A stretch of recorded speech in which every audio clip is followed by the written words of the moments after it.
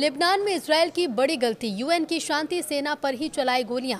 भड़का संयुक्त राष्ट्र तो बोला गलती से हुआ। नमस्कार, न्यूज़ 18 का डिजिटल प्लेटफॉर्म देख रहे हैं आप और मैं हूं आपके साथ ऋतु सिंह। इजरायल की सेना यानी आईडीएफ ने यह स्वीकार किया है कि दक्षिण लेबनान में उसने गलती से 2 संयुक्त राष्ट्र शांति सैनिकों पर गोलीबारी कर दी। सेना के मुताबिक ये घटना खराब मौसम और गलत पहचान के कारण हुई। आईडीएफ ने कहा कि उसका किसी भी तरह से सैनिकों को निशाना बनाने का इरादा नहीं था।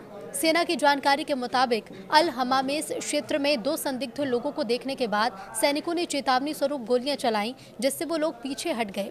बाद में जांच में पता चला कि वो वास्तव में इलाके में गश्त कर रहे यूएन के शांति सैनिक थे, न कि कोई संदिग्ध घुसपैठिए।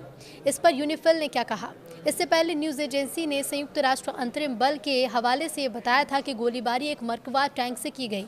भारी मशीन गन से चली गोलियां पैदल चल रहे शांति सैनिकों से महज 5 मीटर की दूरी पर गिरी। सैनिकों ने तुरंत छिपकर जान बचाई और यूनिफिल के आधिकारिक चैनल के जरिए इजरायली सेना से फायर रोकने की मांग की। करीब आधे घंटे बाद टैंक पीछे हटा और सैनिक सुरक्षित रूप से लौट आए। अच्छी बात तो ये रही कि कोई भी यहाँ पर घायल नहीं हुआ। यूनिफिल ने कहा कि यूएन प्रस्ताव का उल्लंघन है।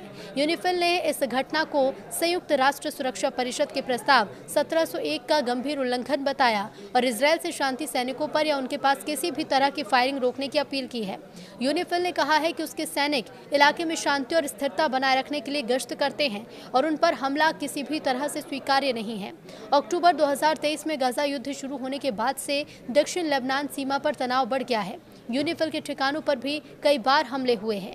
इजरायल और हिजबुल्लाह के बीच संघर्ष विराम लागू है, लेकिन इजरायल हिजबुल्लाह से खतरा बताते हुए लेबनान में समय समय पर हमले करता रहा है। इजरायल 18 फरवरी की तय वापसी सीमा को पार करने के बाद भी कुछ सीमा चौकियों पर मौजूद है। आईडीएफ ने कहा कि वो घटना का समाधान आधिकारिक चैनल से करेगा, लेकिन साथ ही इजरायल पर किसी भी संभावित खतरे को रोकने के लिए अपने अभियान जारी रखेगा।